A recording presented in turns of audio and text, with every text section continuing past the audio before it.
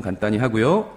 오늘 저희가 살펴볼 하나님의 말씀은 이사야서 29장입니다. 이사야서 29장 9절부터 13절입니다. 하나님께서 이스라엘 백성을, 자신의 백성을 책망하시는 말씀이죠. 근데 무엇에 대한 책망이냐면 바로 하나님의 말씀을 읽지 않는 것에 대한 책망입니다. 그래서 저희가 지난주에도 성경을 어떻게 읽어야 되는지 살펴봤었죠. 그래서 이번 주에도 성경 읽기에 대해서 다시 한번 강조를 하려고 합니다. 그래서 저희가 필요하다고 생각되면 가끔씩 이렇게 성경 읽기에 관해서 강조를 하려고 합니다. 본문은 이사야서 29장 9절부터 13절입니다. 이사야서 29장 9절부터 13절. 좀 본문이 약간 깁니다. 찾으셨으면 제가 받들어 읽겠습니다. 이사야서 29장 9절부터 13절. 너희는 스스로 멈추며 놀랄지어다. 너희는 부르짖을지어다. 그들이 취하되 포도주로 취하지 아니하였으며 비틀거리되 독주로 인해 비틀거리지 아니하였나니 주께서 깊이 잠들게 하는 영을 너희에게 부어주사. 그러니까 영적으로 잠들었다는 거예요. 너희 눈을 닫으셨으며, 그러니까 영적으로 지금 상태가, 이스라엘 백성의 상태가 영적으로도 잠들어 있고 눈도 닫으셨대요. 앞도 하나도 보이지 않는 거예요. 그분께서 대언자들과 너희의 치리자들과 선견자들을 덮으셨느니라. 인도자들이죠, 이 사람들은. 인도자들도 다 무엇인가로 덮어버리셨습니다. 영적으로 답답한 상태예요. 모든 자들의 환상 계시가 너희에게는 봉인된 책의 말씀들 같이 되었나니. 이 계시라는 건 하나님께서 자신의 뜻을 백성에게, 사람에게 알려주시는 수단이죠. 근데 그것이 봉인된 책 같대요. 그러니까 꽉 묶여 있는 거예요. 우리가 서점에 가면은 비닐로 책이 쌓여 있잖아요. 새 책 함부로 보지 못하게 봉인된 거예요. 일종으로 비닐로. 그렇게 안을 읽어볼 수 없도록 닫혀 있다는 겁니다. 봉인됐다는 것은 하나님의 말씀 계시가 봉인돼 버렸다는 거예요. 사람들이 학식 있는 자에게 그것을 건네주며 이르기를 원하건대 이것을 읽으라 하면 그가 이르기를 그것이 봉인되었으므로 내가 읽을 수 없노라 할 것이요. 그러니까 똑똑한 사람한테 이걸 읽으라고 이야기하면 이게 다 봉인되어 있으니까 내가 읽을 수 없다. 봉인되어 있으면 봉인을 풀고 읽으면 되잖아요. 핑계를 대고 있는 거예요. 또 그 책을 학식 없는 자에게 건네주며 이르기를 원하건대 이것을 읽으라 하면 그가 이르기를 나는 학식이 없다 하리로다. 그러니까 똑똑한 사람한테 읽으라고 그러면, 많이 배운 사람한테 읽으라고 하면 이게 너무 비유도 많고 그러니까는 봉인되어 있기 때문에 읽을 수 없다. 또 배우지 못한 사람한테 읽으라고 하면 이 책이 너무 어려워서 읽을 수 없다. 핑계를 대고 있다는 겁니다. 그러므로 주께서 이르시되 이 백성이 자기 입으로는 나를 가까이 하며 자기 입술로는 나를 공경하나 그들의 마음은 내게서 멀리 떠났고 그들이 사람들의 훈계로 가르침을 받아 나를 두려워하는도다. 그러니까 하나님의 말씀으로 가르침을 받아야 되는데 그냥 사람들이 만든 사람들의 훈계로 가르치고 있다는 겁니다. 그러니까 하나님을 믿는 것은 하나님의 말씀을 믿는 거예요. 하나님과 하나님의 말씀을 분리할 수가 없습니다. 그래서 하나님을 믿는 사람은 하나님의 말씀을 믿어야 되는데 하나님의 말씀을 믿기 위해서 먼저 읽어야 되죠. 읽어야지 믿을 수 있잖아요. 읽지도 않고 믿을 수는 없거든요. 뭔지 모르지만 믿어. 그건 믿는 게 아니거든요. 하나님을 믿으려면 하나님의 말씀을 믿어야 되는데 그러기 위해서 먼저 하나님의 말씀을 읽어야 합니다. 그런데 사람들이 핑계를 대면서 하나님의 말씀을 읽지 않는 거예요. 그러니까 하나님께서는 너희가 나를 믿는다고 하지만 사실은 믿지 않는 거다. 지금 이렇게 책망하고 계신 겁니다. 잠깐 기도하겠습니다. 하나님 아버지, 저희를 구원하여 주시고 또 주님의 말씀을 주셔서 감사드립니다. 제가 이 시간 선포하는 말씀에 복을 주셔서 이곳에 모인 하나님의 자녀들이 그저 듣고 잃어버리는 것이 아니라 앞으로도 계속 이 말씀을 생각하면서 경고를 받을 수 있도록 도와주시기 원합니다. 저희는 이 세상 사람들처럼 말하고 생각하고 또 행동하고 있습니다. 저희는 이 세상으로 가득 차서 이 세상과 일치하며 살아가고 있습니다. 주님의 말씀으로 저희의 마음과 생각과 삶이 정결해지도록 도와주시기 원합니다. 이 말씀을 듣는 모든 사람들이 말씀의 중요함을 알고 날마다 성경을 읽고 묵상하고 순종함으로 주님의 뜻에 합당하게 살 수 있도록 도와주시기 원합니다. 주님의 말씀을 사랑하는 마음을 주시고 주님의 말씀의 위대함을 몸소 체험해 알게 해주시기 원합니다.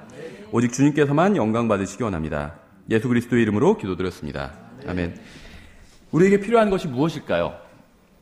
무엇이 필요하냐고 물으면 사람마다 다 다른 대답을 할 겁니다. 그렇죠. 지금 뭐 필요한 거 없어? 그러면 나 지금 뭐 집에 화장품이 떨어졌는데, 아니면 뭐 속옷을 사야 되는데, 그렇죠. 아니면 차가 필요한데, 우리는 집이 필요해. 등록금이 필요해.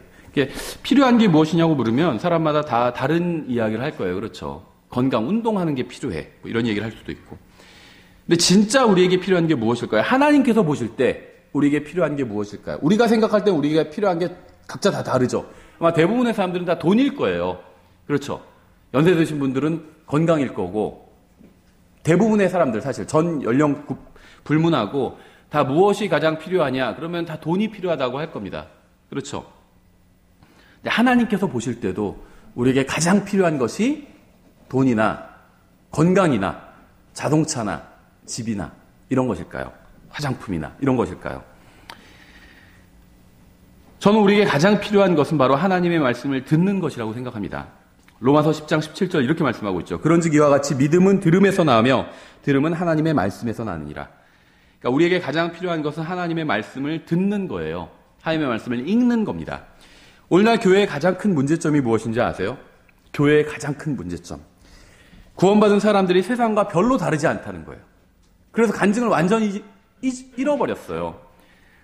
똑같이 배신하고 투쟁하고 음행하고 험담하고 거짓말. 지금 막 미투 운동 일어나잖아요. 우리가 나중에 이걸 한번 성경적으로 평가해봤으면 좋겠는데 미투 운동 일어나는데요. 이게 교회에서도 일어나잖아요. 그렇죠? 대부분 목회자들, 사역자를 통해서 무슨 성추행 당했다, 성폭행 당했다. 이 세상에서랑 똑같아요. 지금 현상이. 교회도. 그러니까 교회의 문제는요. 이 세상의 문제가 지금 똑같다는 겁니다. 이건 굉장히 창피한 거예요.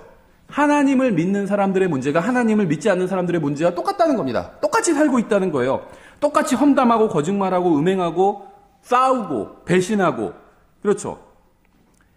이 세상에 하는 일들을 구원받은 사람들이 똑같이 하고 있는 경우가 너무나도 많이 있어요. 하나님의 말씀을 전하는 사람은 하나님의 모든 계획을 전해야 되겠죠.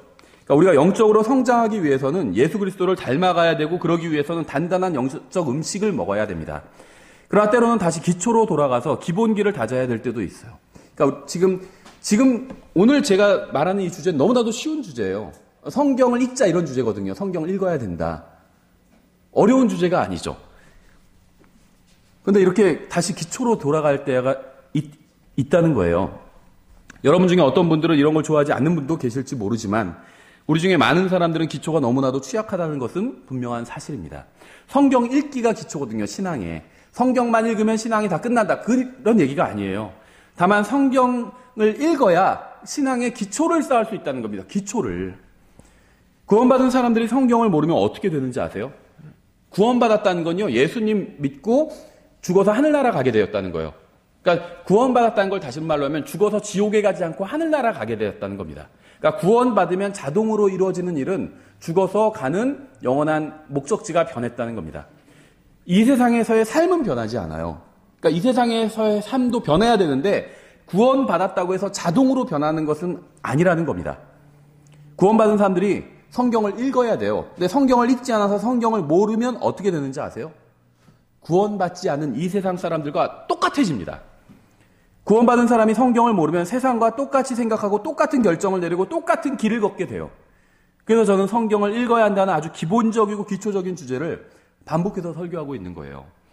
오늘날 구원받은 많은 사람들이 혼란 가운데 있는 것을 봅니다. 하나님의 뜻이 뭔지를 몰라서 어떤 결정을 내려야 될지 몰라요. 이걸 해야 되나? 그렇게 해도 되나? 괜찮을까? 이게 하나님의 뜻일까? 괜찮을까? 이런 생각을 한다는 거예요. 자신의 삶 속에서 하나님의 뜻이 무엇인지 몰라서 헤매고 있는 거예요. 저 사람과 사귀어도 되나? 저 사람과 결혼해도 되나? 이런 걸 해도 되나? 왜 하나님의 뜻이 무엇인지 모르는지 아세요? 성경을 모르기 때문에 하나님의 뜻이 무엇인지 모르는 거예요. 왜 성경을 모르는지 아세요? 성경을 읽지 않기 때문에 성경을 모르는 거예요. 다른 복잡한 이유가 있는 것이 아닙니다. 어느 게 하나님의 뜻인지 명확히 모를 때가 있잖아요. 그 원인은 복잡하지 않다는 거예요. 성경을 읽지 않기 때문에 성경을 모르는 것이고 성경을 모르기 때문에 하나님의 뜻을 모르는 것이고 하나님의 뜻을 모르기 때문에 혼란스러운 거예요. 뭐가 뭔지 모르는 겁니다. 저는 오늘 아주 쉬운 주제에 대해서 말씀을 전하고 있습니다. 여러분 중 어느 누구도 제가 무슨 말을 하는지 너무 어려워서 못 알아듣겠다고 하는 분은 없을 거예요. 우리 중에는 삶이 엉망이 되어버린 분이 있습니다. 그렇죠. 그런데 삶이 엉망이 되어버린 이유가 너무나도 단순하고 간단한 일을 하지 않았기 때문인 거예요. 바로 하나님의 말씀을 듣지 않았기 때문인 겁니다. 날마다 식사를 하지 않으면 어떻게 될까요? 밥을 먹지 않아요. 음식도 음료도 마시지 않고. 며칠은 견딜 수 있겠죠. 밥 안 먹어도. 그러나 얼마 지나지 않아서 몸이 엉망이 되어버릴 거예요. 건강이 완전히 무너져 버리겠죠. 저는 아직 좀 젊은 편이죠. 그래도. 근데 제가 20대까지만 해도 식사를 몇 끼 걸러도 아무런 문제가 없었어요. 폭식도 하고 한꺼번에 하루치를 한 끼에 세 끼를 먹기도 하고 그 다음에 세 끼를 쭉 굶기도 하고 폭식을 한 적도 있었어요. 그렇게. 그래도 별로 큰 문제가 없었어요. 그리고 뭐 며칠 밤을 또 새기도 하고 문제가 없었습니다. 그런데 30대 중후반 넘어가면서 40대 이제 중반이 되니까 한 끼만 식사를 걸러도 바로 증상이 나타나요. 앞이 노래지고 일을 해야 되는데 일이 안 돼요. 일을 하고 있는데 눈으로는 막 컴퓨터로 작업하고 있고 번역하고 있고 뭐 성경 공부 준비를 하고 있는데 머리로는 딴 생각을 하게 돼요. 뭘 막 먹는 생각을 하고 예, 정신이 혼미해지는 거예요. 그러니까 우리는 육신의 영양분을 공급하는 데 굉장히 민감한데 속 사람에게 영양분을 공급하는 일에는 무관심한 경향이 있습니다. 육신적인 식사는 거르지 않고 꼬박꼬박 챙겨 먹으면서 영적인 식사는 밥 먹듯이 거르면서도 아무렇지도 않다면 그것은 우리의 속 사람이 배고프다는 말을 하지 못할 정도로 어떻게 보면 완전히 병들어 있다는 겁니다. 여러분은 하나님의 말씀을 매일 먹고 계신가요? 우리는 그리스도인으로서 마땅히 새로운 창조물이 되어야 합니다. 옛 것은 지나가 버렸고 모든 것이 새롭게 되었다고 말씀하고 있어요. 그러나 이러한 사실이 우리가 구원받고 나서 자동으로 죄를 짓지 않고 자동으로 주님과 올바른 관계를 유지하게 된다는 말은 아닙니다. 자녀이지만 부모와 관계가 좋지 않은 사람들도 있잖아요. 그렇죠? 그러니까 예수님을 믿었다면 구원받은 것이고 하나님의 자녀가 되었다는 거예요. 근데 그렇다고 해서 자동으로 하나님 아버지와 좋은 관계를 항상 유지하는 것은 아니라는 겁니다. 이건 지옥, 하늘나라 이런 문제가 아니에요. 그건 구원의 문제죠. 예수님을 믿으면 구원받았고 영적으로 태어났어요. 근데 그렇다고 해서 우리의 부모는 하나님 아버지죠. 하나님 아버지와 자동으로 좋은 관계가 되는 것은 아니라는 거예요. 우리는 그리스도 안에서 새로운 창조물이 되었어요. 우리는 더 이상 육신을 따라서 그리스도를 알지 않습니다. 우리는 영을 따라 그리스도를 배워갑니다. 육신을 따라 그리스도를 알지 않는다는 것은 우리가 거듭나기 전 성경을 모를 때 알던 대로 예수님을 알지 않는다는 거예요. 이 세상 사람들은 예수님을 안다고 생각할지 모르지만 예수님 누구신지 아세요? 하면 다 안다고 하겠죠. 하지만 성경을 모르면 진짜 예수님을 알지 못하는 겁니다. 이 세상 사람들이 아는 예수는요, 아기 예수, 죽은 예수, 혁명가 예수, 사랑만 전하는 예수, 그런 예수예요. 성경의 예수님이 아니에요. 그들이 아는 예수는 성경의 예수 그리스도가 아닌 다른 예수입니다. 성경에도 나오죠. 다른 예수가 있다고 말씀하고 있어요. 성경은 우리가 이 세상에 동화되지 말고 생각을 새롭게 해서 변화를 받으라고 말씀하고 있습니다. 우리는 변화돼야 돼요. 다른 데 변화시키려고 할 필요 없어요. 성경은 그렇게 명령하신 적이 없어요. 세상을 변화시켜라. 그런 노래도 있죠. 오라 우리가 세상을 변화시키자 하는데 성경은 그렇게 말씀하신 적이 없어요. 세상을 어떻게 변화시켜요? 변화 못 시켜요. 그건요, 주님께서 하실 거예요. 세상을 변화시키는 건. 우리가 할 일은요, 우리 자신을 변화시켜야 돼요. 다른 사람 변화시키려고 하지 말고 우리 자신을 변화시켜야 됩니다. 우리는 마음과 생각을 새롭게 해야 돼요. 그러면 어떻게 하면 마음과 생각을 새롭게 할 수 있을까요? 성경을 읽고 하나님의 말씀에 귀 기울여 들을 때 마음과 생각이 새로워질 수 있습니다. 이것만이 유일한 방법이에요. 어떤 사람들은 하나님의 말씀이 무엇인지 모르는 사람들이 있죠. 또 어떤 사람들은 어느 성경이 바른 성경인지 모르는 사람들도 있습니다. 그렇죠. 저도 구원받고 처음에 3년간은 개혁 성경 열심히 읽었거든요. 정말 1.1핵도 오류가 없는 하나님의 말씀이라고 믿고. 하지만 킹제임 성경을 알고 나니까 어떤 것이 이것이 바른 성경이었구나. 이것을 알게 됐어요. 근데 아직도 그걸 잘 모르는 사람들도 많이 있어요. 그런데 여기에 모인 우리들은 하나님의 말씀이 무엇인지 알고 있고 어느 성경이 바른 성경인지도 알고 있습니다. 그렇죠. 우리는 하나님의 말씀이 무엇인지 모르기 때문에 하나님의 말씀을 들을 수 없었다고 변명하지 못할 거예요. 하나님의 말씀을 우리가 나중에 하나님 만났을 때 하나님께서 우리에게 하나님의 말씀을 읽어보았느냐 이러실 때 말씀이 뭔데요? 우리는 그렇게 묻지 않을 거예요. 말씀이 무엇인지 알고 있어요. 성경이 하나님의 말씀이잖아요. 여러분은 하나님의 말씀이 무엇인지 알고 있고 하나님의 말씀을 들으려면 어떻게 해야 하는지도 알고 있습니다. 하나님의 말씀을 듣기 원할 때 그저 여러분이 가지고 있는 성경을 펴서 읽기만 하면 돼요. 그럼 하나님의 말씀을 들을 수 있어요. 이건 읽는 건데 듣는 게 아닌데. 그러면요, 여러분이 소리내서 읽으면요, 여러분의 음성으로 하나님의 말씀을 들을 수 있잖아요. 그렇죠. 다니엘서 12장에서 말씀하시는 것처럼 오늘날은 그 어느 시대보다 지식이 증가한 때예요. 사람들은 많은 것을 알고 있지만 성경은 여전히 사람들에게 봉인되어 있습니다. 알려지지 않았다는 거예요. 봉인되어 있다는 것은 닫혀 있어서 그 내용을 알 수 없다는 겁니다. 구원받지 않은 이 세상 사람들에게 있어서 성경은 알 수 없는 책이에요. 왜냐하면 그 사람들은 성경을 펴서 읽지 않기 때문에 그래요. 그러니까 사람들은 성경을 모르고 있는데 성경을 모르는 이유는 읽지 않기 때문이라는 겁니다. 읽지 않기 때문. 근데 불행하게도요, 구원받은 하나님의 자녀들도 성경을 모르고 있어요. 구원받지 않은 사람들이 성경을 모르는 건 당연하죠. 근데 구원받은 사람들도 성경을 잘 모르고 있다는 거예요. 원인은 같아요. 구원받은 하나님의 자녀들이라도 성경을 펴서 읽지 않으면 그 내용을 알 수 없습니다. 구원받았다고 해서 자동으로 성경의 내용을 다 알게 되는 게 절대 아니라는 거예요.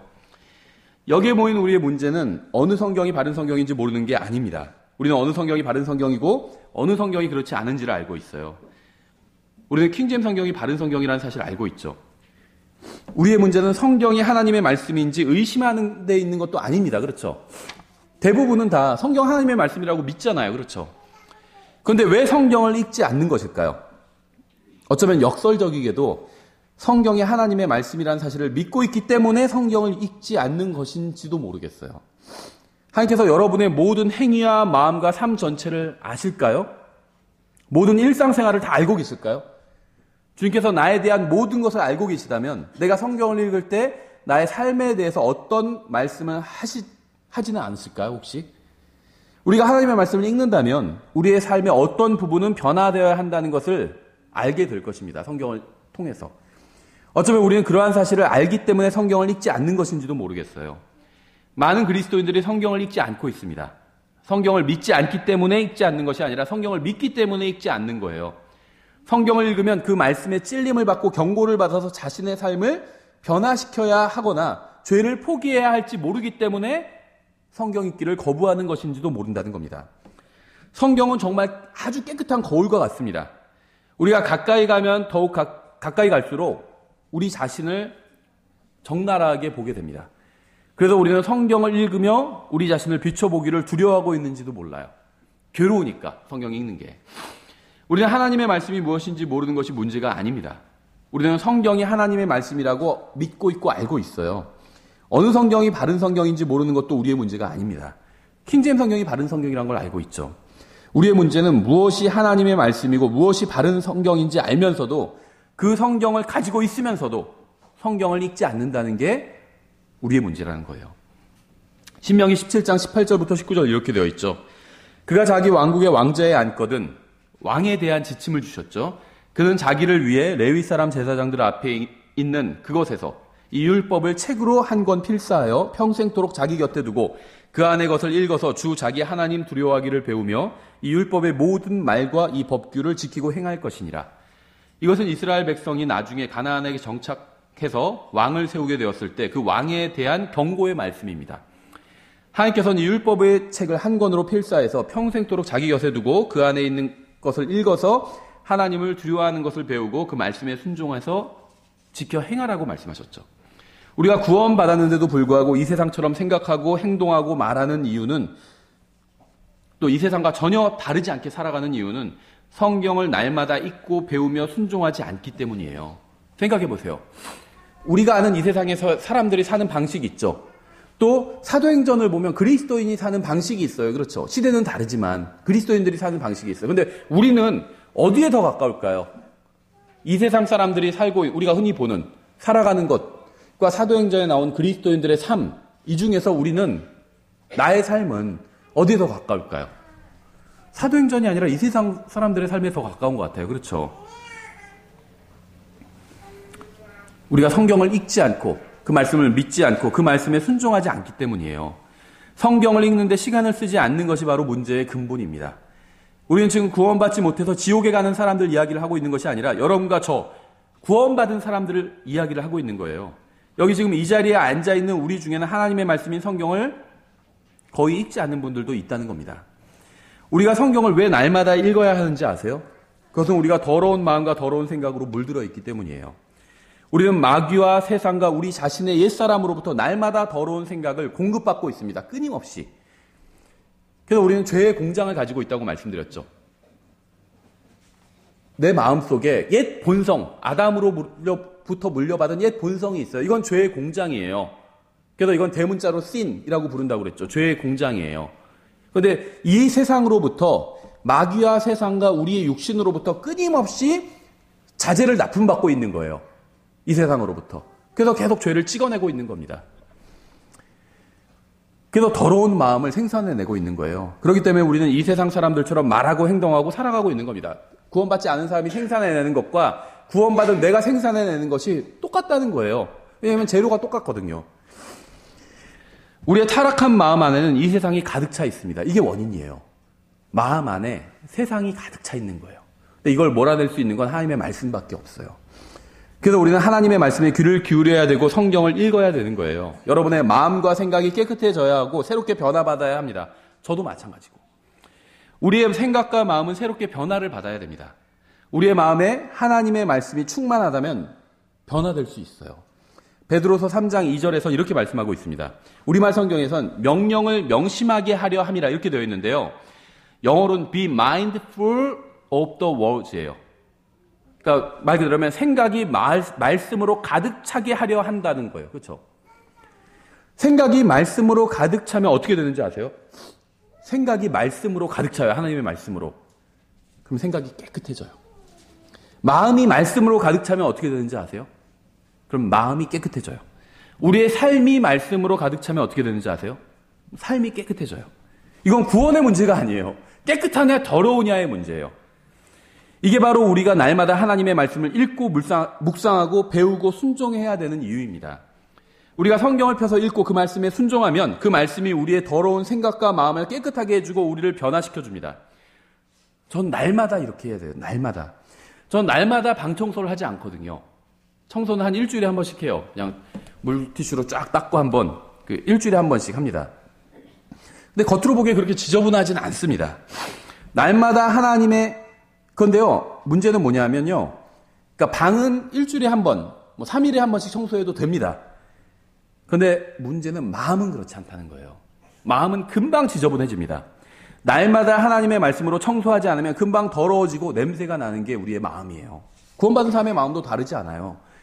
아마 여러분 중에는 저의 육신적인 언행 때문에, 육신적인 저의 행동이나 말 때문에 상처를 받은 분도 있을지 모르겠어요. 근데 만약에 어떤 날 저의 육신적인 말이나 육신적인 행위 때문에 여러분 중에 누가 상처를 받는다면요. 그날은 제가 하나님의 말씀으로 마음을 깨끗하게 청소하지 못한 날인 거예요. 그래서 육신이 튀어나온 겁니다. 그래서 저는 매일 하나님의 말씀으로 저의 생각과 마음을 씻어야 돼요. 후회할 때가 있거든요. 내가 왜 거기서 그런 말을 했지? 내가 왜 그런 행동을 했지? 하나님의 말씀으로 마음을 씻지 않았기 때문에 더러운 게 튀어나온 거예요. 그 여러분도 마찬가지고요. 여러분은 날마다 성경을 읽어야 됩니다. 여기서 날마다 성경을 읽어야 한다는 말은 날마다 읽어야 된다고 하니까 그래 한 줄씩 읽지 한 줄만 딱 읽어요. 오늘은 마태복음 1장 1절, 내일은 1장 2절 이렇게 그걸 의미하는 건 아니에요. 밥을 날마다 먹어야 되지만 한 톨씩 먹지는 않잖아요. 한 톨 먹고 다음에 한 톨 먹고 이러지 않잖아요. 그렇죠? 날마다 성경을 읽어야 돼. 충분히 읽어야 됩니다. 그렇다면 얼마나 읽는 게 충분히 읽는 것일까요? 그러니까 성경은요. 어떤 수치를 정해놓지 않아요. 구약에선 정해놨는데 신약에선 수치가 사라져버렸습니다. 11조 구약에선 의무였죠. 신약은 의무가 아니에요. 안 해도 된다 그게 아니라 알아서 하되 인색하지 않게 하라고 말씀하고 있어요. 인색하지 않게. 그렇죠. 자원해서 인색하지 않게. 근데 성경 읽는 것도 마찬가지예요. 몇 장씩 읽어라. 날마다 읽어야 되는데 하나님의 말씀으로 살아야 된다고 말씀하고 있죠. 근데 몇 장씩 읽으라는 말은 없습니다. 충분히 읽어야 돼요. 근데 이건 사람마다 차이가 있죠. 충분히 읽는다는 건. 날마다 밥을 충분히 먹어야 되지만 그 양은 각 사람마다 다 다르잖아요. 전 여러분 개개인이 하루에 몇 시간씩 성경을 읽어야 하는지는 그건 모릅니다. 하루에 얼마나 성경을 읽어야지 영적인 생명을 유지할 수 있느냐는 각 사람마다 다 다릅니다. 그러나 한 가지 분명한 사실은 아마 여러분 각자가 생각하는 것보다는 더 많이 읽어야 할 거라는 사실이에요. 여러분은 성경을 지속적으로 읽고 반복해서 읽어야 됩니다. 킹제임 성경을 믿는다고 하는 사람들 중에는 성경을 사랑한다고 고백하는 사람들이 많이 있어요. 여러분 성경을 사랑하시나요? 한번 생각해 보세요. 스스로 답해 보세요. 성경을 나는 사랑하는지. 여러분 성경을 사랑하시나요?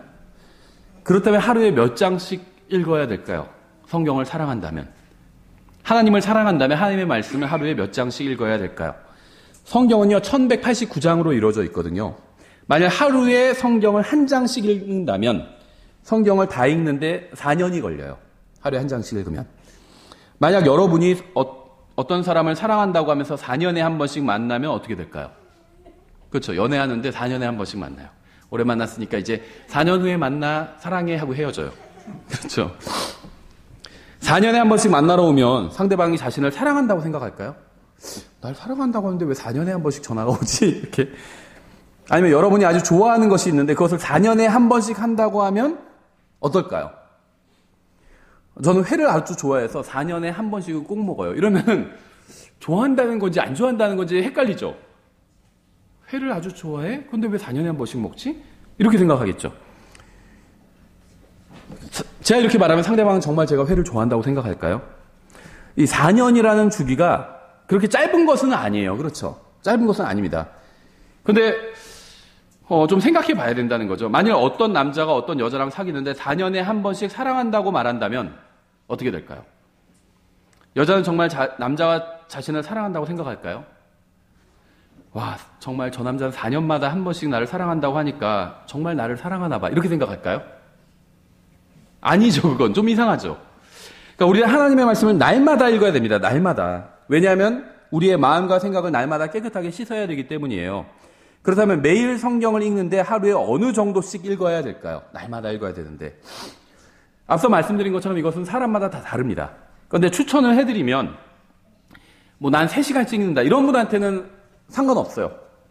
그대로 하시면 됩니다. 그런 분한테 해당되는 게 아니라 성경을 거의 읽지 않는 분한테 말씀드리는, 추천해드리는 거예요. 성경을 읽긴 읽어야겠는데 얼마씩 읽어야 되는지 잘 모르겠다. 그런데 지금은 하루에 한 장도 제대로 안 읽는다, 평균적으로. 이런 분에게 추천해드리는 내용입니다. 30분에서 40분 정도 읽어야 돼요. 적어도. 그리고 이렇게 읽는 것이 그렇게 많이 읽는 건 아닌 것입니다. 성경을 아주 천천히 읽어도 한 장을 읽는데 한 4분에서 5분 정도 걸립니다. 10장 정도 읽어도 10분, 40분 넘어가지 않아요. 그러니까 30분 읽으면 한 6, 7장 읽을 수 있고 40분 읽으면 한 10장 정도 읽을 수가 있습니다. 이게 시간 낭비일까요? 하루에 40분씩 성경을 읽는 게 과도한 일일까요? 하루에 10장씩 40분씩 성경을 읽으면 1년에 2번 읽게 됩니다. 창세기부터 계시록까지 1년에 2번씩 읽게 돼요. 만약 느리게 읽는 분이 아니라면 하루에 30분씩만 읽어도 1년에 2번 정도 읽을 수가 있습니다. 성경을. 시간이 없어서 작년에 성경을 한 번도 못 읽었다고 할 수는 없어요. 그건 핑계예요. 대부분의 경우에 시간이 없어서 성경을 못 읽는 사람은 없습니다. 그런 사람은 없어요. 시간이 없어서 성경을 못 읽었다고 한다면 그것은 하나님의 말씀을 읽지 않은 죄에 거짓말을 한 죄를 더 추가하는 것뿐이에요. 정말 30분도 시간을 낼 수 없다고 하지 마십시오. 나눠서 읽을 수도 있잖아요. 아침, 오전에 15분, 저녁에 15분, 30분. 그렇게 읽어도 1년에 2번을 읽거든요. 30분간 성경을 읽는 것은 최소한을 말씀드린 거예요. 이게 아주 이 정도면 아주 훌륭하다 이런 얘기가 아닙니다. 그냥 최소한이라 허기는 면한다. 그런 얘기를 하는 겁니다. 30분씩 읽으면 하루에. 왜 그러냐면요. 이게 나름대로 과학적인 기준이 있어요. 과학적인 건 아니고 경험에서 우러나온 기준인데요. 자매님들 연속극 보시나요? 연속극? 드라마? 드라마 보는 게 죄인가요? 잘 모르죠. 성경에는 없어요. 드라마 보는 게 죄다. 이런 얘기는 없죠. 근데 한번 생각해 볼 필요는 있어요. 형제님들, 자매님들이 드라마를 좋아하는 만큼 형제님들은 보통 운동 경기 좋아하죠. 축구, 야구, 농구, 이런 거 좋아하죠. 시청하는 걸 좋아하죠. 형제님들도 운동 경기 보시죠. 스포츠 운동 경기. 운동 경기 보는 게 죄인가요? 축구 시합 보고, 월드컵 보고, 야구 시합 보고, 이런 게 죄인가요? 죄라는 말은 없어요. 성경에. 그렇죠. 그런데요, 이 연속극을 보시면, 제가 연속극이나 드라마나 운동 경기 예를 드는 이유가 있어요. 연속극이 최소 단위가 1회가, 한 회가 얼마씩 될까요? 30분, 적어도 30분, 오전, 아침 드라마, 막장, 아침 드라마도 30분은 해요. 그 저녁에는 50분에서 1시간 정도 하죠. 5분짜리 드라마는 없어요. 그렇죠. 왜 30분 이상 할까요? 30분에서 1시간 합니다. 어떤 연속극도. 그래야 스토리가 이어져요. 5분을 하면요, 이어지지가 않아요, 스토리가. 짤 수가 없어요. 5분 갖고는. 그렇죠. 근데 연속극은 30분이 아니라 1시간을 봐도 아쉽죠. 빨리 끝나는 것 같고. 그런데 이상하게 성경은 30분 읽으면 많이 읽은 것 같아요. 이상하죠? 이게 상대성 이론인가요? 전 과학을 잘 모르지만. 예. 운동 경기, 축구도 쉬는 시간하고 전후반 다 뛰고 연장까지 뛰면 2시간 가까이 돼요. 와, 너무 지루했다. 이런 사람 없어요. 그렇죠?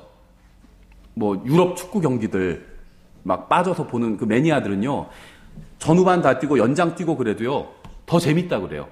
그렇죠. 지루하다고 안 하고. 자기가 좋아하는 팀이 하는 경기는 축구 한 게임 볼 시간에 성경 4일치를 읽을 수 있어요.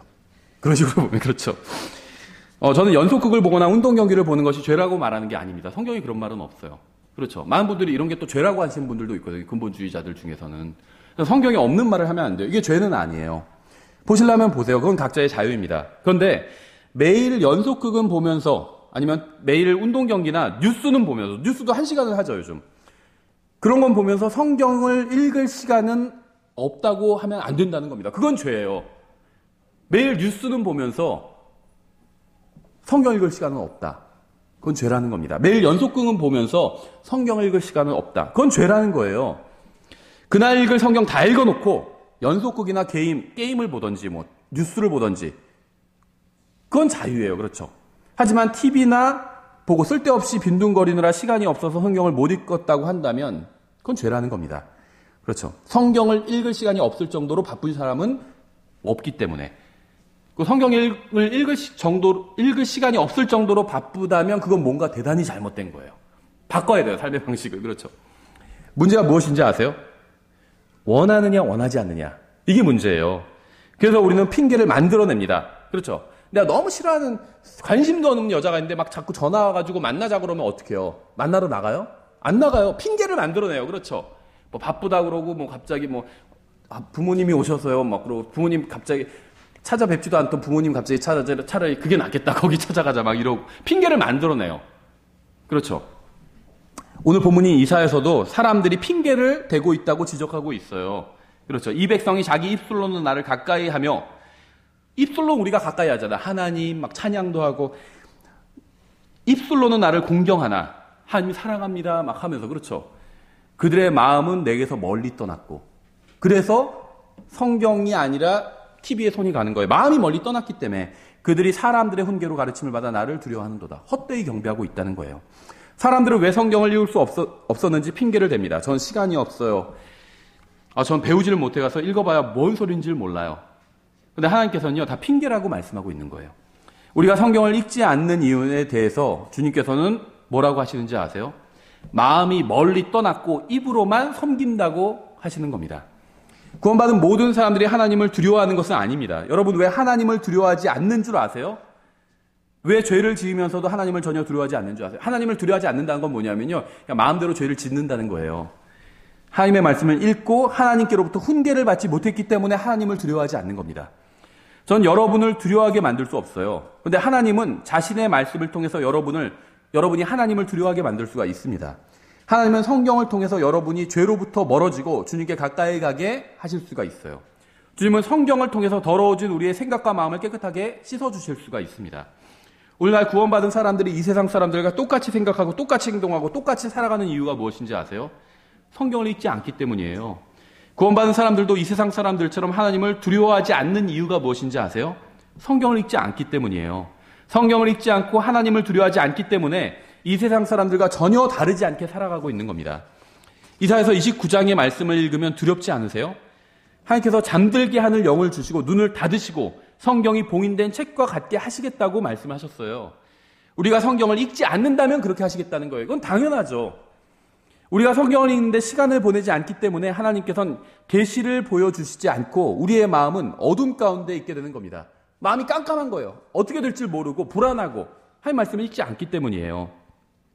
이 배교한 시대에 살고 있는 우리는 어떤 사람들인지 아세요? 독립심리교회도 별로 다르지 않는 것 같아요. 입술로는 하나님을 사랑한다고 하지만 마음은 멀리 떠난 사람들이에요. 우리는 자신이 성경대로 믿는 사람이라고 생각하고 말하고 다닙니다. 난 독립심리교회도 아니고 난 성경을 믿는 사람이고 바른 성경 믿는 사람이야. 킹제임스 성경은 완전한 하나님의 말씀이고 어떤 오류도 없다고 믿는다고 고백을 합니다. 절대 무오한 하나님의 말씀을 가지고 있다고 고백합니다. 그러나 성경을 하루에 몇 시간씩 읽는지 돌아보면 갑자기 막 초라해지죠.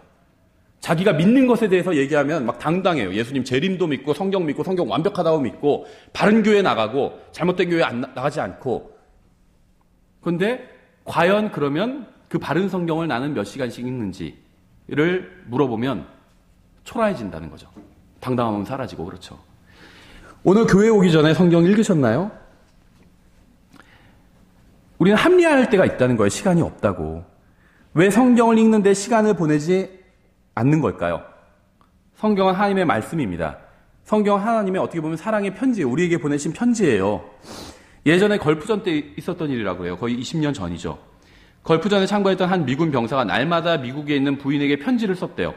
근데 이제 중동에서 병사가 편지를 쓰면 미국에 있는 집에 일주일 후에 편지가 도착했다고 합니다. 편지를 모아서 군용기에 실어서 일주일에 한 번씩 이제 집으로 보내준 거죠. 그렇게 날마다 편지를 쓰던 병사가 안타깝게도 전사를 했다고 합니다. 그런데 그 병사가 죽은 후에도 고국에 있던 부인은 7일간 편지를 받아볼 수가 있었어요. 그렇죠. 날마다 편지를 쓰는데 지금 부인이 받아보는 편지는 일주일 전에 보낸 편지거든요. 오는데 일주일이나 걸리기 때문에, 중동에서 미국까지 오는데 편지가 일주일이 걸리기 때문에. 그런데 병사가 전사했을 땐 전사 소식을 즉시 알렸겠죠, 가족에게. 그래서 남편이 전사했다고 오늘 소식을 들었는데 부인은 그 후로도 일주일간 더 남편으로부터 편지를 받아볼 수 있었다는 거예요. 편지가 고국에 도착하기까지 일주일이 걸리니까. 그래서 부인은 남편이 전사했다는 소식을 전사한 당일에 들었지만 편지는 전사한 지 일주일 후까지 받아보게 되는 겁니다. 남편이 전사한 다음 날도 편지가 또 왔어요. 어저께 남편의 전사 소식을 들었는데 오늘 남편이 일주일 전에, 6일 전에 쓴 편지가 오늘 도착한 거예요.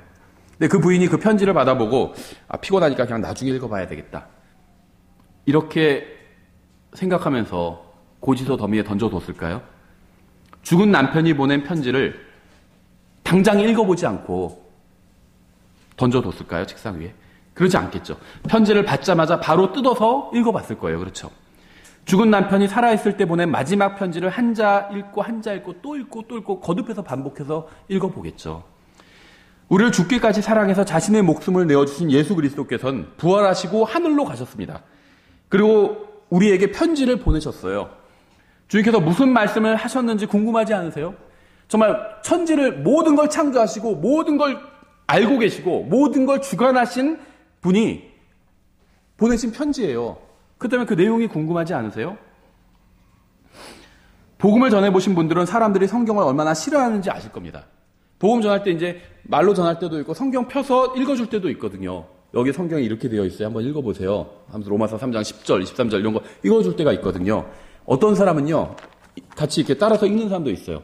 어떤 사람은요, 성경 보기도 싫다고 하는 사람이 있어요. 제가 피는데 막 접어요. 제가 피려고 하는데 계속 접어요. 싫다고. 사람들은 성경을 싫어하고 무시하고 증오합니다. 그렇죠. 이 세상 사람들은 성경을 믿지 않아요. 그렇죠. 이 세상 사람들은. 그 성경을 싫어해요. 가짜라고 그러고 사람들이 지어낸 이야기라고 하고 증오하고 비방합니다. 그렇죠. 이 세상 사람들은. 그래서 그 사람들이 성경을 어떻게 하는지 아세요? 읽지 않아요. 구원받지 않은 사람, 이 세상 사람들, 성경을 싫어하고 미워하고 믿지 않고 거짓말이라고 가짜하고 유대인들이 지어낸 이야기라고 하는 사람들은 성경을 읽지 않습니다. 그렇죠. 당연하죠. 그런데 하나님을 사랑하고 성경을 사랑한다고 고백하는 우리가 성경을 읽지 않는다면 그 사람들과 뭐가 다를까요? 성경을 싫어하고 미워하고 거짓말이라고 하는 사람들 성경 읽지 않아요. 근데 우리는 구원받았다고 그러고 성경 하나님 말씀이라고 그러고 성경 믿는다고 그러고 성경 진리라고 믿는데 읽진 않아요. 그럼 뭐가 다를까요? 결과적으로. 그렇죠. 같은 거예요. 결과적으로는. 그렇죠. 똑같아요. 어떤 사람이 두 남자가 있는데 한 여자가 있어요. A라는 남자는 이 여자, C라는 여자를 싫어해요. 그래서 사귀지 않아요. 당연하죠. B라는 남자는 사랑한다고 그래요. 그러니까 C라는 여자가 사귀자고 하니까 근데 사귀긴 싫다고 그래요. 만나긴 싫다고 그래요. 그럼 뭐가 달라요? 사랑해서 그게 무슨 소용이 있어요? 사랑하지 않는 남자와 사랑한다고 하는 남자가 둘 다 한 여자랑 결혼하지 않는다면 무슨 소용이 있냐는 거예요. 결과적으로 똑같잖아요. 그렇죠? 생각해보세요. 세상 사람들이 연속극 볼 때 우리도 똑같이 연속극 봐요. 그 사람들이 운동 경기 볼 때 우리도 똑같이 운동 경기 봅니다. 뉴스 볼 때 우리도 똑같이 뉴스 봐요. 게임 즐길 때 우리도 똑같이 게임을 즐깁니다. 그 사람들이 성경을 읽지 않을 때 우리도 똑같이 성경을 읽지 않는다면 그 사람들이 성경을 싫어한다고 말할 때 우리가 성경을 사랑한다고 말하는 게 무슨 의미가 있을까요? 똑같아요. 성경을 대하는 태도가 똑같아요. 읽지 않는 태도가 똑같아요. 그렇다면 그 사람들이 우리는 성경을 믿지 않습니다 하는데 저는 성경을 믿어야 하는 게 무슨 의미가 있을까요? 여러분이 하나님의 말씀을 읽지 않는다면 여러분은 하나님을 사랑하는 게 아닙니다. 여러분이 성경을 읽지 않는다면 여러분은 하나님을 존중하는 게 아니에요. 구원받지 못했다는 게 아닙니다. 구원은 쉬워요. 예수님께서 다 이뤄놓으셨잖아요. 십자가에서 다 이뤘다 하고 돌아가셨잖아요. 우리의 구원을 위해서 필요한 걸 다 이뤄놓으셨다는 거예요. 그냥 믿기만 하면 돼요. 선물로 주면 그냥 받기만 하면 됩니다. 구원은 쉬워요. 십자가 위에서 예수님께서 내 모든 죄값을 다 치르셨다. 이것만 믿기만 하면 됩니다. 구원은 쉬워요. 하지만 하나님을 존중하는 건 또 다른 문제라는 거죠. 성경을 읽지 않으면 그건 하나님을 존중하는 게 아니에요. 성경은 거룩한 말씀입니다. 거룩하신 분이 주셨기 때문에 거룩한 말씀이고 읽는 자를 거룩하게 하기 때문에 거룩한 말씀이에요. 아침에 일어나서 성경을 읽지 않고 나온 이유가 무엇인지 아세요? 존중하지 않기 때문이에요. 그렇죠? 시간이 없어서도 아니고 피곤해서도 아니에요. 아침 7시에 대통령이 집 앞에 와서 정말 중요한 말을 하겠다고 하면 피곤하니까 그냥 가라고 할까요? 그렇죠. 그렇지 않죠. 근데 성경이 아침 7시에 중요한 말을 할 말이 있으니까 자신을 읽으라고 하면 시간이 없으니까는 다음에 오라고 그래요. 그렇죠. 성경을 존중하지 않는 거예요. 성경을 잡상인 취급하는 겁니다. 그렇죠. 많은 그리스도인들이 하나님을 잡상인 취급해요. 하나님께서 중요한 말이 할 게 있다고 하시는데도 다음에 들을게요. 다음에. 이러는 거예요. 그렇죠. 잡상인 취급하고 있는 거예요. 하나님의 말씀을 읽지 않으면 무슨 변명을 하든지 상관없이 하나님을 사랑하는 게 아닙니다. 구원받은 많은 사람들이 성경을 읽지 않아요. 그게 바로 이 세상과 구원받은 사람이 전혀 다르지 않은 이유입니다. 이 세상은 하나님을 대적해요. 그런데 성경을 읽지 않는 구원받은 사람들도 세상과 더불어 하나님을 대적하고 있어요. 자기만 모르고 있을 뿐이에요. 대적하고 있어요. 불행한 일입니다.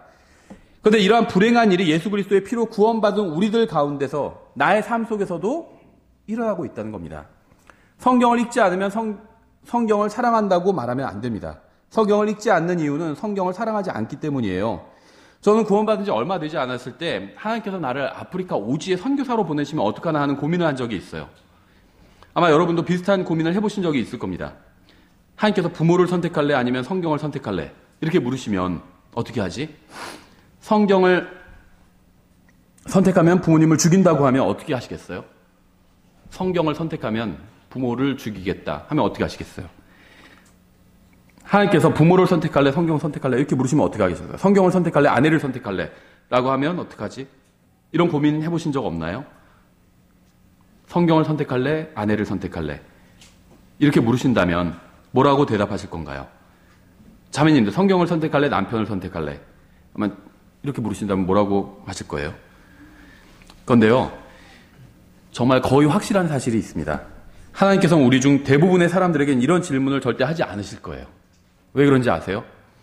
하나님께서는 자식이냐 성경이냐 이런 어려운 질문은 우리에게 하지도 않으실 겁니다. 왜냐하면 우리는 그것보다 훨씬 작은 문제에서도 성경을 선택하지 않기 때문이에요.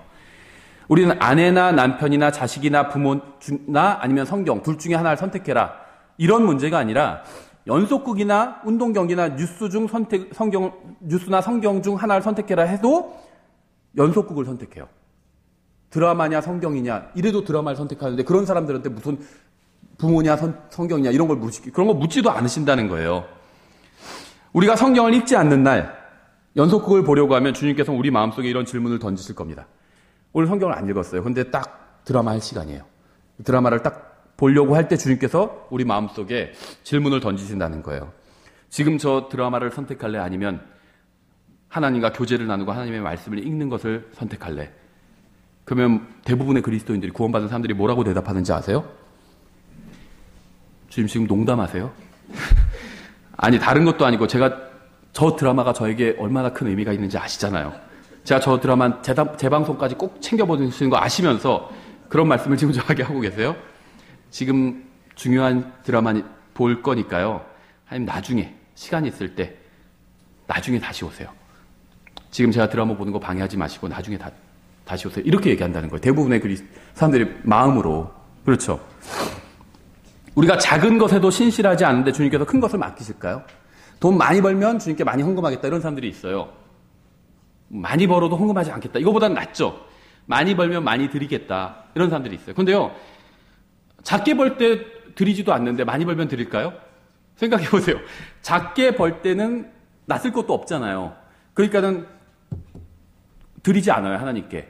근데 많이 벌면요, 쓸 게 많아지거든요. 희한하게. 그때 드릴까요? 아깝죠. 그렇죠. 10만 원 드리는 게 아까운데 1000만 원 드릴까요, 하나님께? 안 드려요. 그렇죠. 작은 것에도 신실하지 못한데 큰 것에 신실할 수 없다는 거예요. 작은 시험도 이겨내지 못하는데 주님께서 우리에게 큰 시험을 주시지는 않습니다. 성경보다 TV 30분 보는 걸 더 택하는데 주님께서 뭘 하실 수가 있겠어요? 연속극이 먼저고 휴식이 다음이고 운동도 해야 되고 낮잠도 자야 되고 수다도 떨어야 되고 험담도 좀 해야 되고 성경 읽기는 항상 그 다음이라는 겁니다. 그렇죠? 우리는 말로는 하나님을 사랑한다고 하지만 성경이 하나님의 말씀이라고 또 믿는다고 하지만 실제로는 성경에 별 관심을 갖지 않고 성경을 전혀 성경으로 존중하지, 하나님의 말씀이라고 존중하지 않는다는 겁니다. 그래서 우리의 생각과 마음은 깨끗하지 못하고 우리의 마음은 세상으로 가득 차 있고 우리의 삶은 엉망이 되어버린 거예요. 바울은 내가 이를 때까지 읽는 것과 권면하는 것과 교리의 마음을 쏟으라 이렇게 말씀을 했습니다. 성경을 읽는 것에 마음을 쏟으라고 하고 있는 거예요.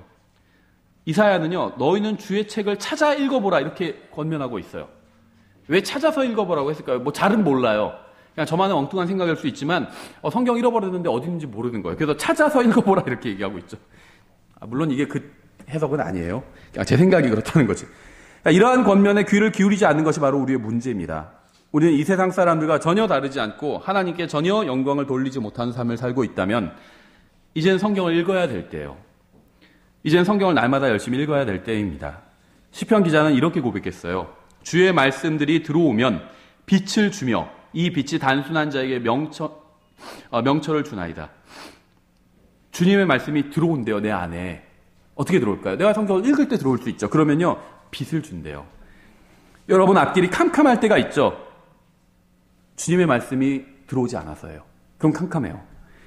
내가 주님의 말씀에 들어가고 주님의 말씀이 내 안에 들어가면 빛이 있게 됩니다. 내 발길을 비춰준다는 거예요. 성경을 읽지 않기 때문에 캄캄한 거예요. 시편엔 또 이런 말씀도 있어요. 청년이 무엇으로 자기 길을 깨끗하게 하리이까? 주의 말씀에 따라 자기 길을 조심함으로 하리이다. 성경을 읽어야 됩니다. 근데 성경을 그저 읽는 것만으로는 충분하지 않아요. 여러분의 모든 것이 성경 앞에 드러나야 됩니다. 성경을 그저 쭉 4번 읽는 것보다 그 말씀에 따라 자기 길을 조심하면서 2번 읽는 게 훨씬 더 나은 일이라는 거예요. 성경을 읽는 이유는 횟수를 채우기 위함이 아니라 성경을 이해하기 위함입니다. 성경에는 귀가 있어도 듣지 못하고 눈이 있어도 보지 못한다는 표현이 나와요. 순종하는 마음이 없이 성경을 읽는다면 결국 아무런 유익을 얻지 못할 겁니다. 성경을 읽으면서 한 번에 모든 것을 이해할 수는 없어요. 그러나 말씀에 순종하는 자세로 읽는다면 그때 필요한 만큼은 이해할 수 있고 이것이 쌓이다 보면 나중에는 많은 것을 이해할 수 있게 됩니다. 전 성경을 읽는 것을 강조했지만 그렇다고 해서 그저 횟수만 채우기 위해서 읽는 것을 독려하는 것은 절대 아닙니다. 여러분이 누구에게 이야기를 할 때 상대방이 여러분의 말을 듣지 않고 다른 생각을 하고 있다면 어떠시겠어요? 여러분이 말을 하고 있는데 상대방은 그 말을 듣지 않고 딴 생각을 하고 있어요. 그럼 어떨까요? 기분이. 내가 얘기하고 있는데 사람들은 내 얘기를 상대방이 듣지 않고 딴 생각하고 있어요. 성경을 그냥 횟수만 채우려고 읽는 경우에 그렇다는 거예요. 성경을 눈으로는 읽고 있는데 머릿속으로는 막 식당이랑 어디 막 다 장을 보고 있고 마트에 가서 그런 적도 있죠. 뭐 사고 머릿속은 그 생각을 하고 있는 거예요. 아니면 뭐 먹고 그 생각을 하고 있던지. 그렇죠. 이런 기분을 설교자들은 아주 잘 알거든요. 기분 나쁘죠, 이게. 그런데요, 하나님도 이렇게 느끼실 때가 많다는 거예요. 하나님은 성경을 통해서 말씀하고 계신데 우리가 겉으로는 읽고 있어요. 그 앞에서 듣고 있는데 머리로는 딴 생각을 하고 있는 거예요. 주께서 주의 음성에 순종하는 것보다 번제 헌물과 희생물을 크게 기뻐하시나이까? 보소서 순종이 희생 헌물보다 낫고 귀를 기울이는 것이 수장의 기름보다 나으니. 여러분이 자신을 희생해서 주님께 드리는 것보다 주님의 말씀에 순종하는 게 주님을 더 기쁘시게 합니다. 여러분이 성경을 읽고 하나님의 말씀에 귀를 기울일 때 하나님께서 크게 기뻐하신다는 거예요. 만약 지옥에서 막 올라온 사람이 있는데 지옥에서 1000년간 막 고통을 당하다 막 올라왔어요. 그래서 막 연기가 싹 나고 있고 막 그래요. 근데 그 사람이 강대상으로 와서 우리에게 메시지를 전한다면 여러분은 그 메시지를 들어보시겠어요? 갑자기 여기 땅이 열리고 지옥에서 사람이 하나 올라가요. 그러더니 여기서 내가 중요한 사실을 말씀드리겠습니다 하면서 이야기를 한다면 들어보시겠어요? 에이, 시시하고 나가진 않겠죠. 들어보겠죠. 무슨 얘기인지. 그런데요, 아브라함이 뭐라고 말했는지 아세요? 그들이 모세와 대언자들의 말을 듣지 아니하면 비록 어떤 사람이 죽은 자들로부터 일어날지라도 그들이 설득되지 아니하리라 이렇게 말했어요. 여러분이 성경이 하나님의 말씀이라는 것을 듣지 않는다면 지옥에서 방금 올라온 사람이 있다 할지라도 그 말을 듣지 않는다고 말씀한 거예요. 성경은 빛이 되고 등불이 됩니다. 주의 말씀은 내 발의 등불이요 내 길에 빛이니이다. 양들은 빛이 없으면 밤에 다닐 수가 없죠. 넘어지기도 하고 길을 잃기도 합니다. 성경은 여러분이 넘어지지 않고 길을 잃지 않도록 인도해 줍니다. 성경은 여러분의 빛이고 등불이에요. 자, 그 정확한 연도가 기억나지는 않는데요. 예전에 1900년대 초에 미국 동부지방에 전기가 나간 적이 있어요. 대도시에. 그래서 특히 뉴욕이요, 완전히 혼란에 빠졌습니다. 시골은 뭐 전기가 나가도 크게 상관이 없는데 도시는 전기가 나가면 이제 난리가 나죠. 뉴욕이 1900년대 초반에 전기가 완전히 나가서 혼란에 빠졌던 적이 있어요. 사람들이 뭘 했는지 아세요? 훔치고요, 죽이고 사람을 폭행했어요. 마트 막 다 털고, 전기 나간 것과 그게 무슨 상관이 있는지 모르겠어요. 왜냐면 CCTV가 꺼졌겠죠. 전기가 나갔으니까. 그러니까 마트를 막 습격했겠죠. 그러니까 전기가 나간 며칠 동안 범죄는 급증했습니다. 왜 그런 줄 아세요? 빛이 없기 때문이요. 빛이. 여러분 중에 혹시 인생이 혼란과 혼돈과 반복되는 죄로 신음하는 분이 있습니까? 왜 그런 일이 생겼는지 이유를 아세요? 빛이 꺼져버렸기 때문이에요. 혼란스러운 거예요. 그 빛을 건데요, 스스로 꺼버린 겁니다. 스스로 꺼버린 거예요. 그 빛이 꺼져버린 상태로 살고 있는 거예요. 아마 빛이 꺼져버린 지 일주일이 지난 사람도 있을 겁니다. 빛이 꺼져버린 지 한 달이 된 분도 있을 거예요. 아니면 1년, 몇 년 동안 빛을 꺼버린 채 어둠 가운데서 살아온 분들도 있을 겁니다. 왜 무엇을 해야 하는지 모르고 하나님의 뜻이 어디 있는지 모르는지 아세요? 스스로 빛을 꺼버린 거예요. 우리가 밤에는 불을 켜잖아요. 그렇죠? 또 불을 끕니다. 잘 때는. 일어나서 다시 또 갑자기 자다가 일어나서 뭘 해야 될 때 다시 불을 켜요. 아니면 어두워서 안 보이니까. 불을 킨 게 성경을 펴서 읽는 거예요. 성경을 덮을 때 불을 끈 겁니다. 그렇죠? 근데 성경을 덮어도 말씀이 내 안에 있어요. 그럼 계속 불이 남아있는 겁니다. 그렇죠? 그러니까 스스로 불을 꺼버리는 거예요. 사람들이 주님께 찾아올 때마다 주님께서 뭐라고 말씀하셨는지 아세요? 너희가 읽어보지 못하였느냐 이렇게 말씀하셨어요. 그러니까 사람들은 문제를 가지고 주님을 찾아왔죠. 근데 주님께서는 답이 이미 기록되어 있다고 말씀하고 있는 거예요. 우리가 우리 자신으로 가득 차 있기 때문에 하나님의 뜻을 모르는 겁니다. 우리가 하나님의 말씀을 귀구려 듣지 않기 때문에 우리는 우리 자신으로 가득 차 있는 거예요. 우리의 인생은 성경에 대한 태도로 결정이 됩니다. 신명기 32장 45절에 이렇게 되어 있어요. 모세가 이 모든 말씀을 온 이스라엘에게 말하기를 마치고 그들에게 이르되 내가 이날 너희 가운데서 증언한 모든 말을, 하나님의 말씀을 전해줬죠. 내가 오늘 이날 너희 가운데서 증언한 모든 말을 너희 마음에 두고 너희 자녀들에게 명령하여 이 율법의 모든 말씀을 지켜 행하게 하라. 그것이 하나님의 말씀이, 율법 말씀이, 그것이 너희의 생명이므로 너에게 헛된 것이 아니니라. 이렇게 말씀하고 있죠. 성경은 말씀이 우리의 생명이라고 말씀하고 있어요. 이 말씀은 저의 생명이고 여러분의 생명입니다. 우리가 그걸 모르고 있을 뿐인 거예요. 말씀이 우리의 생명이래요. 근데 말씀을 읽지 않으면 생명이 아주 희미하게 그냥 유지되고 있는 거예요. 그렇죠? 성경이 여러분의 삶을 조금 더 낫게 만드는 것이 아니라 여러분의 삶과 생명 그 자체라는 거예요. 하나님의 말씀에 순종한 삶만이 주님께 인정받을 수 있는 삶이기 때문입니다. 우리의 인생 중 하나님의 말씀에 순종하지 않는 삶은 사라져버릴 거예요. 다. 그래서 우리의 인생 날수 계산하는 걸 가르쳐달라고 시편 기자가 얘기했잖아요. 말씀이 생명이란 이게 의미가 뭔지 아세요? 우리가 말씀이 우리 안에 있고 우리가 그 말씀을 따라 산 인생만 하나님 앞에서 카운트가 된다는 거예요. 말씀을 따라 살지 않은 인생은 카운트되지 않는다는 겁니다. 그리스도의 심판석에서요. 그래서 우리가 구원받은 지 30년 동안, 구원받고 나서 30년 동안 이 세상을 살았다 할지라도 그리스도의 심판석에서는 1년만 산 것으로 나올 수도 있어요. 말씀이 생명이기 때문에 말씀대로 살지 않으면 그 나머지 29년은 카운트가 되지 않은 거예요.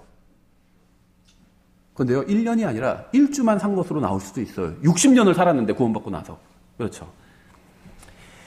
성경을 모르는 인생은요, 헛된 인생이에요. 하나님의 말씀이 진리라면요, 성경을 모르는 인생은 헛된 인생이에요. 이 세상에서 모두 돈 많이 벌고 좋은 집에서 살고 좋은 직장 다니고 그러지 못한 인생이 실패한 인생이 아니라 성경을 모르는 인생이 실패한 인생이에요. 온 세상을 창조하신 하나님의 말씀을 모르는 인생이 헛된 인생이에요.